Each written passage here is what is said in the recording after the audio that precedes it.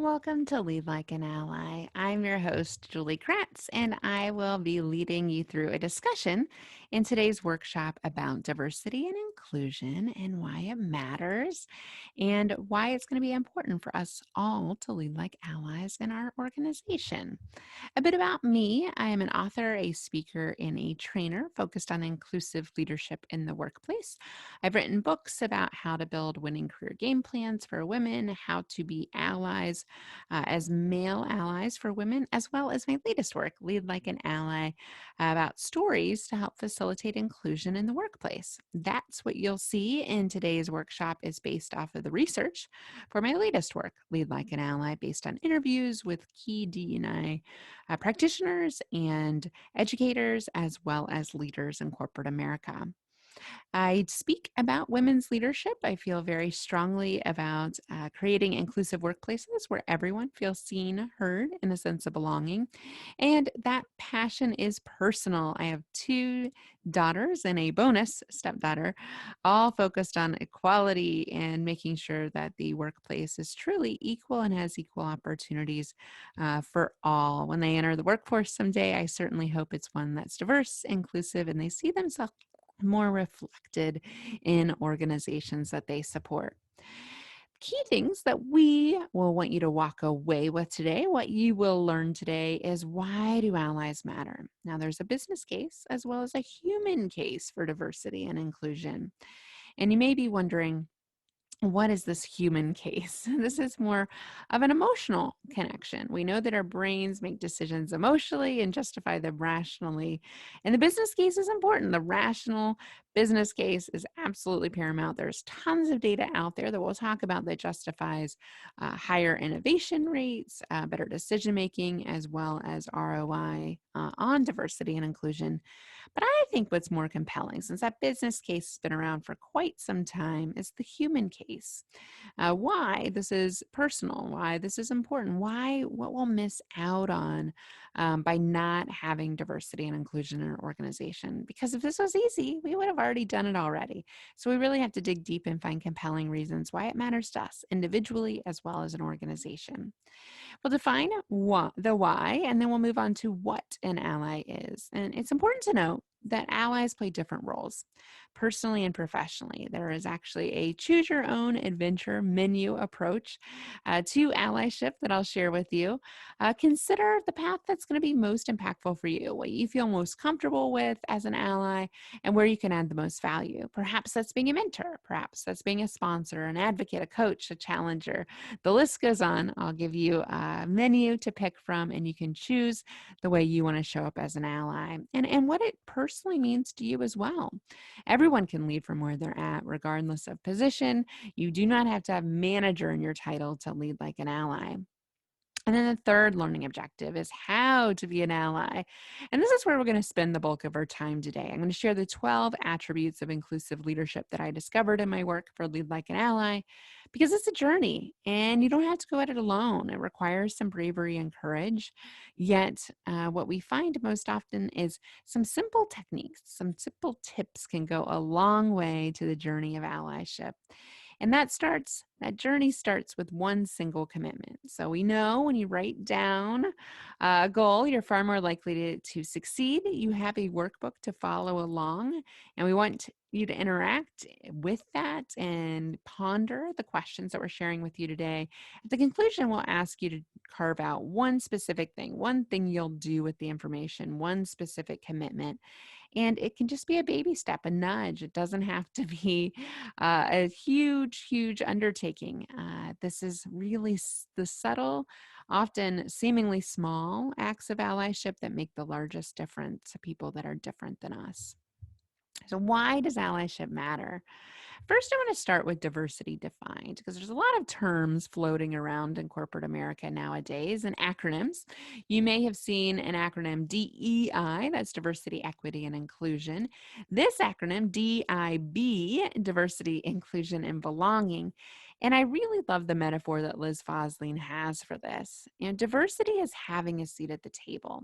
So, in a corporate organization, a lot of times this is recruiting or maybe hiring, being present at the organization. Inclusion is having a voice. So, being able to speak up, to be able to use your voice in the organization and feel a sense of inclusion. B, and this is the long haul stuff, is having that voice be heard, right? So if you think about a traditional meeting setting, it's not just being invited to the meeting, it's not just speaking up at the meeting, but it's actually people really listening to what you have to say. And oftentimes for diverse groups of talent, they simply don't feel as heard inside organizations. And so how can we really make sure that we're not just recruiting and hiring diverse talent, but we're making sure that everyone feels included, all talent feels included, so that all talent feels a sense of belonging in the workplace? And this is a journey to getting to that B factor, the business case for diversity and inclusion. And this has been studied by organizations like Forbes, Pew Research Center, and McKinsey and Company, as well as Harvard Business Review, has reams of data over the last decade plus going back to this business case for diversity. But I think it's really important to note that this isn't just a nice to have, this is really a must have in today's workplace. First key stat I'd like to share that Forbes has been reporting on: 87% better decision making. So inclusive teams make better decisions 87% of the time, according to Forbes. 19% higher business results. Firms with diverse management teams have higher revenues. And again, that is found through Forbes. And then profitability. McKinsey and Company has actually studied this in their Women Matter report over the last 5 years. And they find a 21 to 36% higher profitability rate associated with gender and racial diversity, and at the highest levels of organizations. So this matters, right? These are big numbers, big things that we're missing out on if we're not having the most broadest access to the biggest diverse talent pool. And so if we can really pull from the diverse talent pool and make sure that there's an inclusion factor, key word there, and that diverse talent feels a sense of belonging in the organization, the idea is that we can get better decisions, better business results, and better profitability rates associated.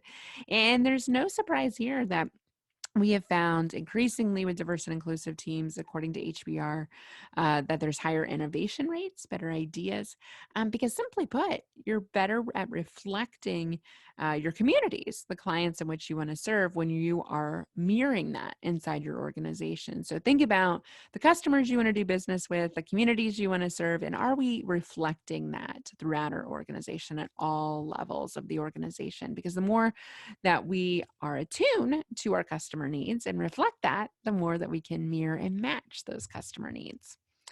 The US, in fact, though, is 208 years away from something like gender equality. So this is one aspect of diversity, is gender.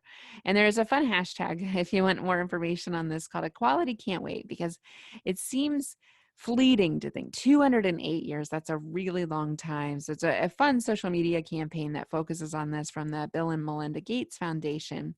But they've noticed a pay gap. So women of color, for example, earn far less than white women and men, according to Colorado State University. We find a pay gap of white women at 77 cents on the dollar, 64 cents on the dollar for Black women, and Hispanic women, 56 cents on the dollar. There's a broken rung.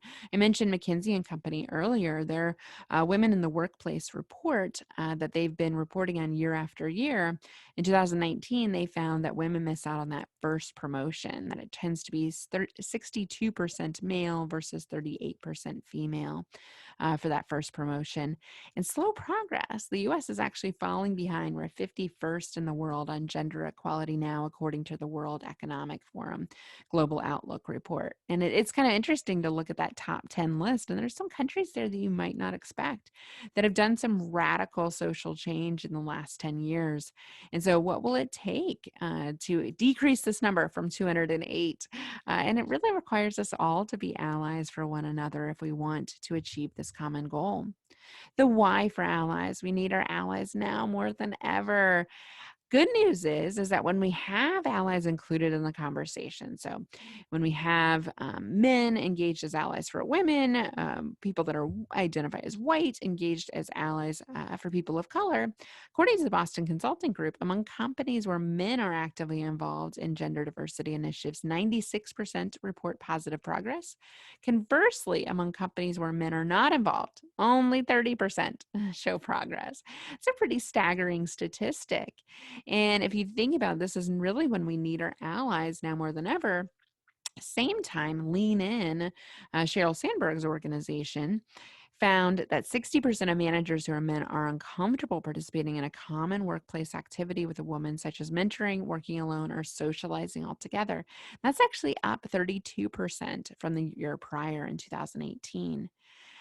But we've got a long way to go. This is a long haul, a journey towards equality, because according to Catalyst in the S&P 500 companies, the higher up the corporate ladder, the fewer women. So found about 5% of CEOs, 21% of board suites, and 27% of C-suite positions.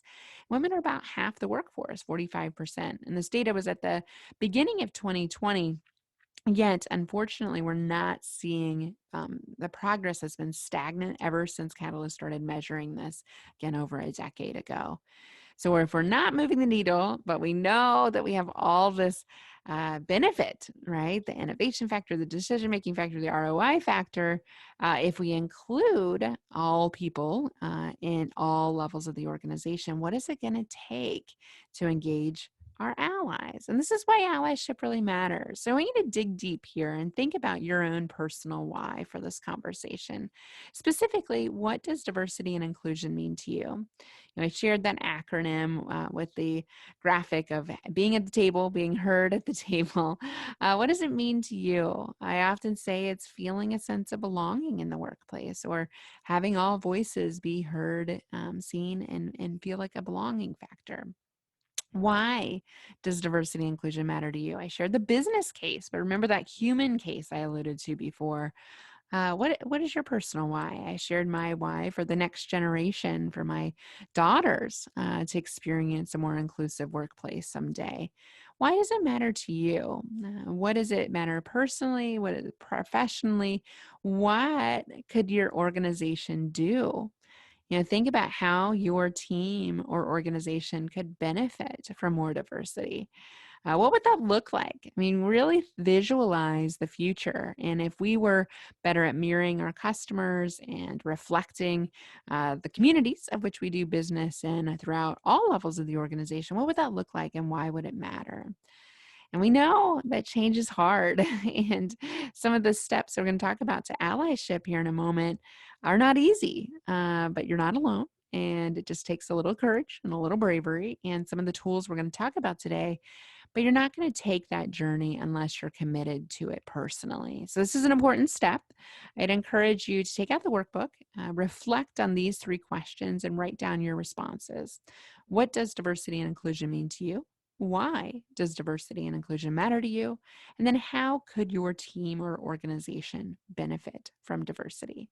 Reflect on some of the content I've shared with you about the business case, the human case, some of that data, and think about your why and why it matters.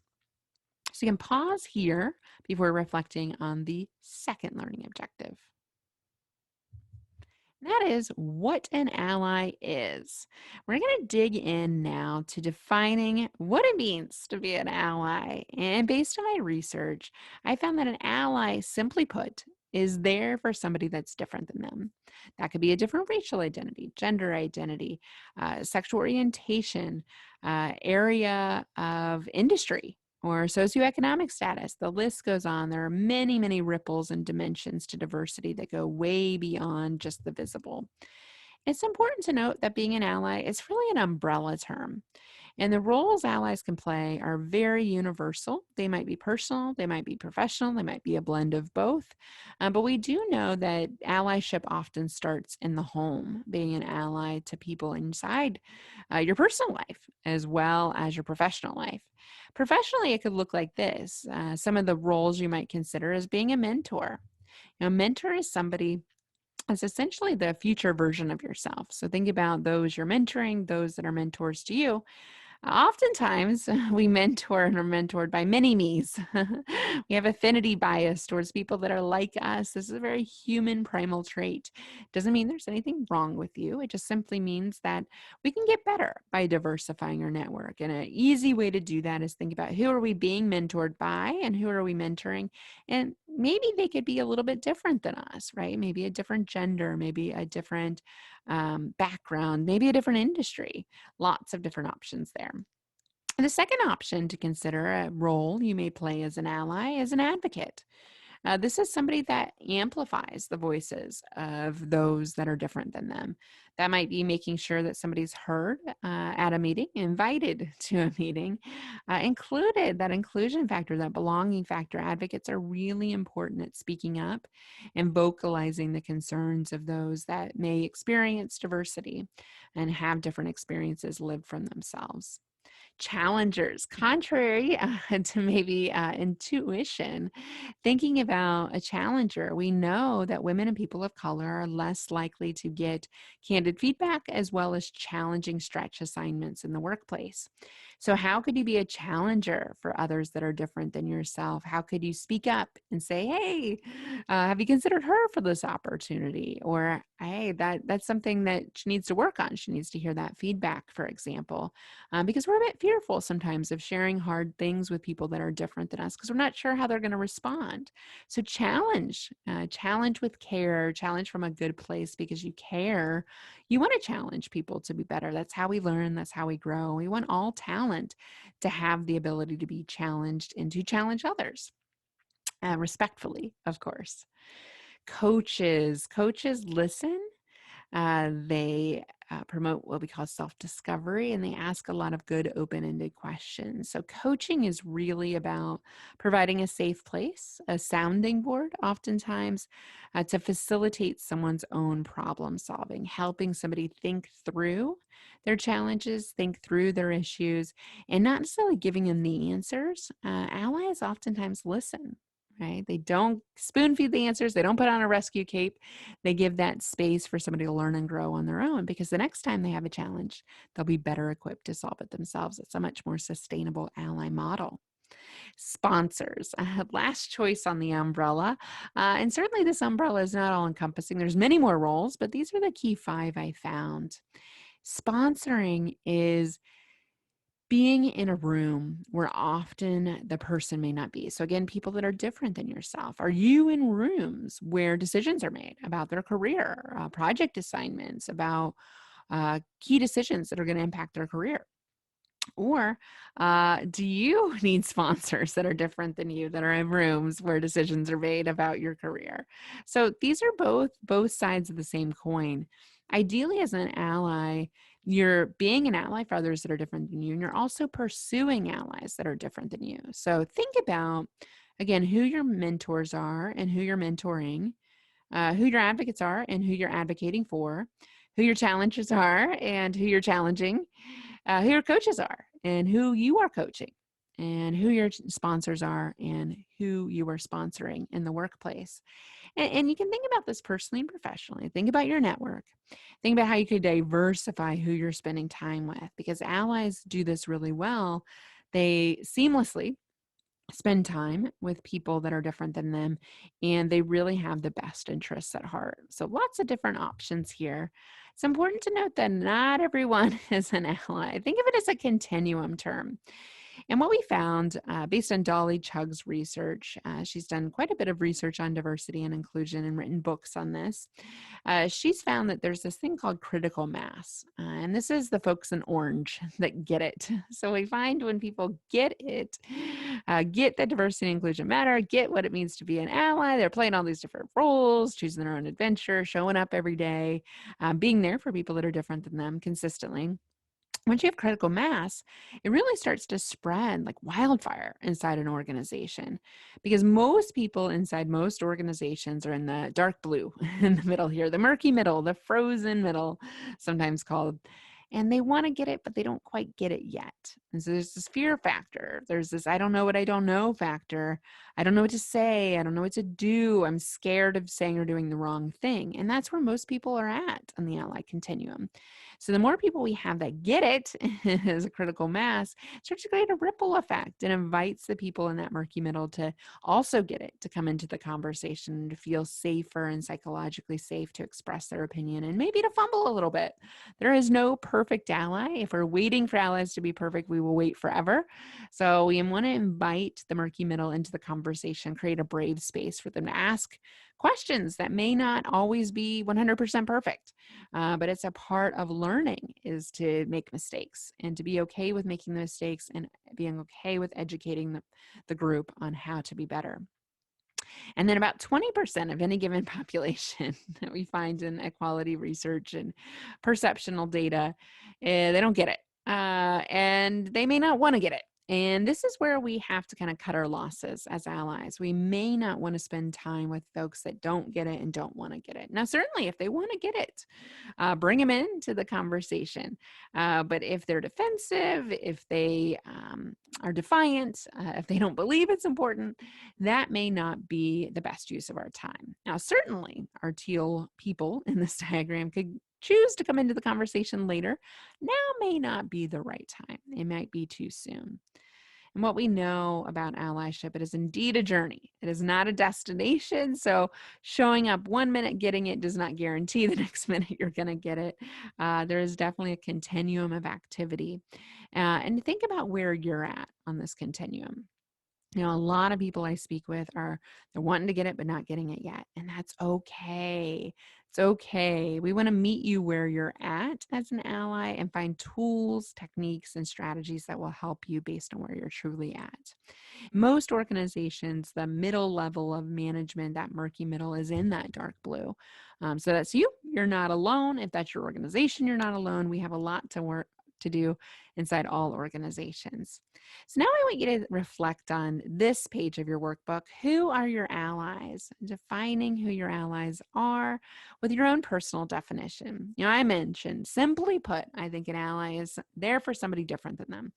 You know, all sorts of different identities, all sorts of different dimensions of diversity, way beyond just race and gender. So I want you to think about, what does being an ally mean to you? I gave you all those roles, being a mentor, a coach, an advocate, a challenger. Maybe that resonated with you. Maybe a form of that, the umbrella approach, pick a spoke and make it yours. And then think about, who have your allies been? I think it's always important to think about, where am I maybe missing some allies? Where could I show up as an ally across that continuum of mentorship, sponsorship, advocacy, coaching, and challengers? Who am I being a mentor for? Who am I mentoring? Find both sides of all those coins there that are listed and think about, how could I diversify my network more? Because we know when we spend time with people that are different than us, we get better. We learn more, we innovate more, we get all those business results that I talked about with that business case. But think about the human case for it too. How could you benefit and grow as a human, as a leader, by exposure to different types of people? And who are those people now, and who are those people in the future? And then what would your organization look like with more allies? If we had more people feeling seen, heard, and belong in the workplace, if we had more people mentoring, sponsoring, advocating, challenging, what would that look like? And just close your eyes and visualize that for a moment. It may sound silly, but what I found to be true is you may have a real aha moment of visualizing what allyship could look like and how we could get better, because this isn't easy. There's certainly going to be some techniques that we dive into to make it easier and more palatable for you, and choose your own adventure approach. But I think it's really important to visualize success and think about how we could get better and what that would look like. So I invite you to pause here, reflect on the activities in the second page of your workbook before moving on to learning objective 3, which is how to be an ally. So these are the 12 essential attributes of allyship that I found from my book, Lead Like an Ally, in my research. As I'm going through this, I invite you to check out the checklist that's in your workbook on the next page, and you can use it as a checklist and inventory. Allyship is not a checklist. You don't get to just check off the things and show up and be done. Remember, it's a journey, not a destination. However, I do think taking an inventory up front of where am I strong, where am I maybe weak, and what are my opportunities to grow as a leader and grow as an ally. So I'm going to go through each one and have you mark down what you're thinking about your own ally journey. And then we'll wrap up with a commitment. So as we're going through these, kind of reflect on them. You can hit pause. You can kind of think through what this might look like for you at any given step and reflect on it. The prompts are all in your workbook. But the first one's self-awareness. I know why I want to be an ally, right? And so we talked about the business case, we talked about the human case. Do you have a clear understanding of what this means to you and why it matters? Do I have an ally vision? I know where I'm going with this. I know I want to be a better mentor. I know I want to diversify my network more. I know I want to learn more about diversity and inclusion, for example. And I know my SWOT, strengths, weaknesses, opportunities, threats. So this is a really fun exercise that I invite y'all to consider taking, is to map out, where am I strong from an ally perspective, right? Do I have a strong network? Do I have a strong education on this? Do I have a strong leadership style that's very inclusive? Where am I weak? Just like we would in business, doing a SWOT analysis. Where are my blind spots? Where am I not so good? Maybe I have to diversify my network. Maybe I haven't been so good about studying up on this yet. And that turns into an opportunity. How can I get better, right? What are my threats? What do I need to mitigate that? Where do I need to insulate? Where do I need to focus and make sure that I'm really getting better at being an ally? Because again, it is a journey. And then I'm an active ally. So it is not performative allyship, which means we're kind of hiding out behind the scenes and kind of saying one thing and doing another. Active allyship is a day-to-day commitment that I speak up.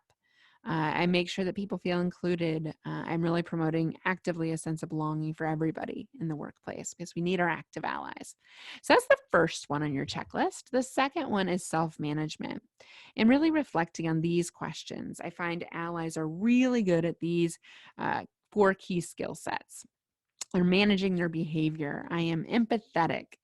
So I know the difference between empathy and sympathy. If anyone studied Brene Brown's work, there's a plethora of great videos and books and podcasts on this. But essentially, empathy is showing up for somebody in a way where you're truly listening and understanding their perspective rather than sharing your own. So it's not saying, I'm so sorry or I feel bad for you. It's really, I think I appreciate you sharing that with me. That must be hard, right? Is that kind of language instead. And that's what we need allies to do. We don't need sympathy. We need to practice empathy instead. And emotional intelligence, understanding the emotions of others, the emotions of ourselves, and how we show up in the moment.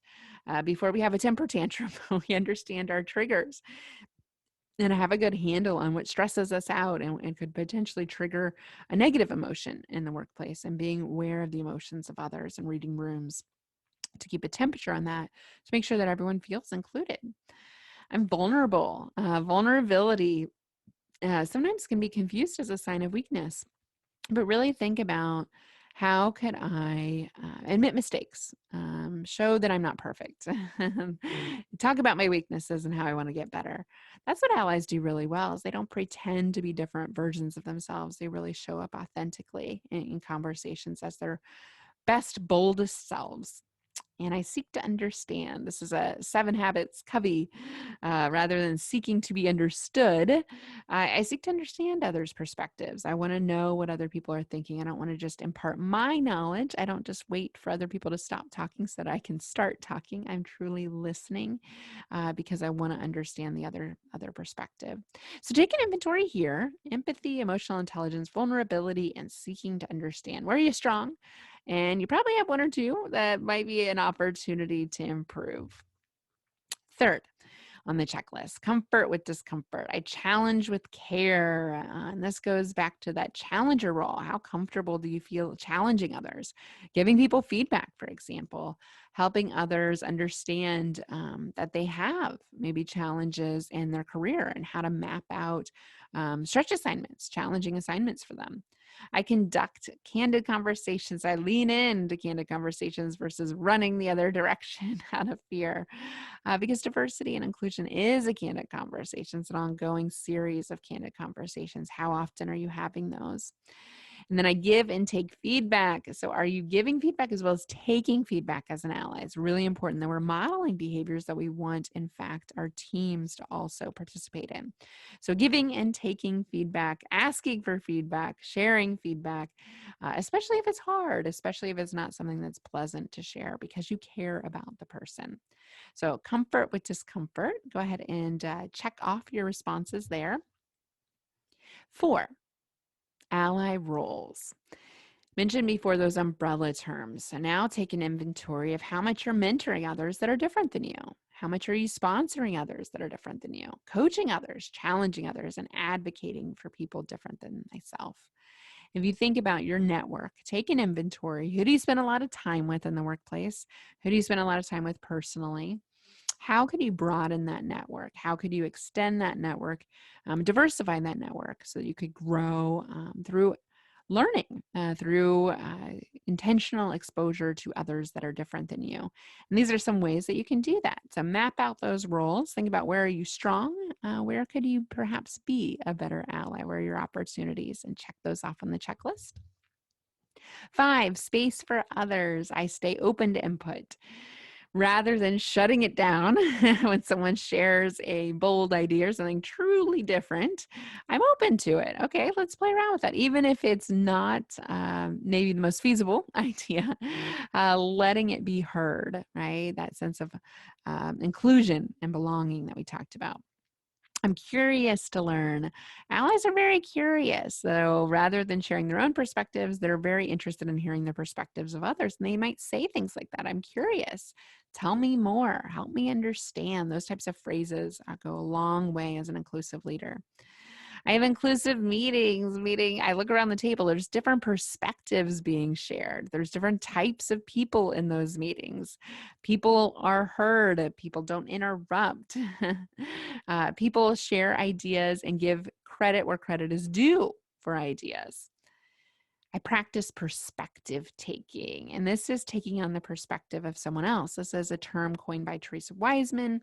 In her research, she found that it's really not necessarily all about putting yourself in the shoes of others. It's about trying on the perspective of someone else. So someone else shares a different perspective, and a lot of times folks with diverse experiences will have diverse perspectives because of their diverse lived experiences.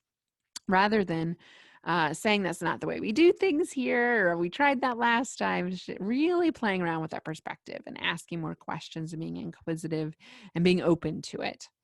And then I help others feel seen and heard because that's what hits that belonging factor in the workplace.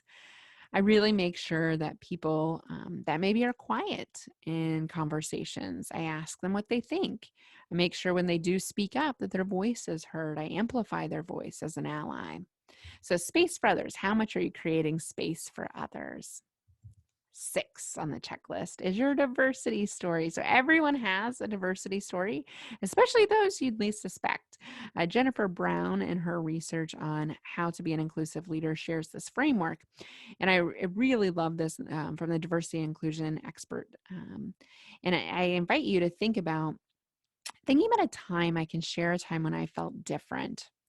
Okay, so think about a time in your past, perhaps in your childhood, your adolescence, your early career, your late career, your career now, personal, professional, just time when you felt different.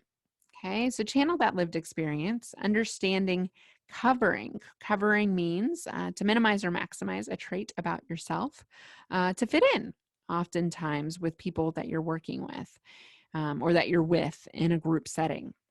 So how much are you having to dial things up or down based on your identities? And maybe that's a time when you had a diverse experience. Think about how to write out your story. So a time when I felt different, didn't belong, covered. Think about those factors and how I'd consider writing it out. Perhaps that could be a commitment for you today. And share your story. So especially if you may not feel a part of the diversity conversation, you may feel like because of your racial identity, gender identity, all of your identities. Maybe that you don't have a place in the conversation. I would challenge you on that as a challenger, as an ally, to say, I do have a story. I've felt this difference factor. I felt covering, because diversity is not a competition. We're not trying to, no one's winning by comparing notes of who's more diverse than somebody else. We all have aspects of diversity. We all have different lived experiences. And what are times when you felt different, didn't belong, or perhaps had to cover, minimize, or maximize those traits about yourself? Write it out and share it. So consider that some strengths and opportunities to consider on the checklist. 7, leadership style. As an inclusive leader, it's really important to know when to ask versus when to tell. So inclusive leadership is a lot more about asking versus telling. We don't want to dictate and direct to people unless they truly need that direction. Oftentimes, diverse talent will say, just ask me. I had the idea, or I wish someone would ask for my opinion. I don't feel like they care. We don't want to create that perception. And to be proactive about it as a leader, you can create that brave space for someone to share by asking a lot more questions. Delegation. A lot of times we delegate to people like us. So how can you delegate to different types of talent? How can you broaden who you delegate to and how you delegate? The GROW model, mentioned coaching before, really practicing a honed approach of coaching, like goal, reality, options, will, with the GROW model, is one idea to consider. Making sure that you have conversations, proactive career planning conversations, or have conversations as a mentor, mentee, or sponsor about someone's goals, what the reality of those goals are, what their options are, and what their commitment or will is to that, can be a really helpful model to learn and grow as a leader, as an inclusive ally. I give to give. So allies give without the expectation of things in return. How much are we giving versus taking or matching what people give us? We want to give just to give as allies, but be intentional with those gives. I identify strengths in others. I understand the strengths of others. I understand my own strengths. I'm self-aware. And I ask for help. And I let other people help me in areas where I'm not strong. Then I bolster the confidence of others. As an ally, it's really important to think about the confidence of others around you. For those that don't see themselves reflected in the organization or have more diverse experiences or identities, their confidence is not always as high as others. And so really watching out for that and building up the confidence of others, complimenting positive performance, affirming people that may feel different than others.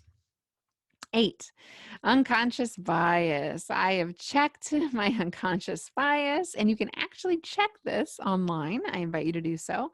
Harvard has a study that's been over the last 2 decades. They've compiled research. It is anonymous, it is free, and it's very quick to take, and you can take it on a smartphone. Implicit.harvard.edu is the link to that. And I'd encourage you to check your bias. Everyone has bias. You probably heard about the term unconscious bias.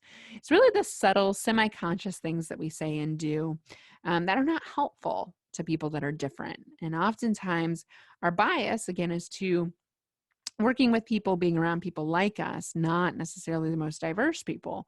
So we have to kind of fight this bias and challenge our thinking a little bit and interrupt our bias.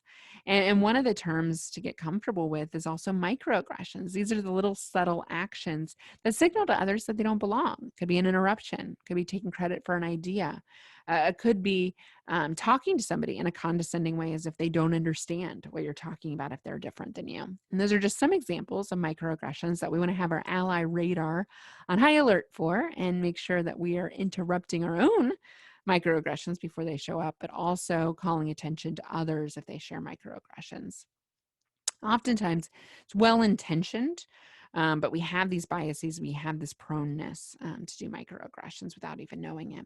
The science of bias, actually, in our brains, the way our brains work is we are pattern recognizers. We see somebody, and maybe it's because of their skin color, maybe it's because of their gender. We make an assumption about them based on what we see.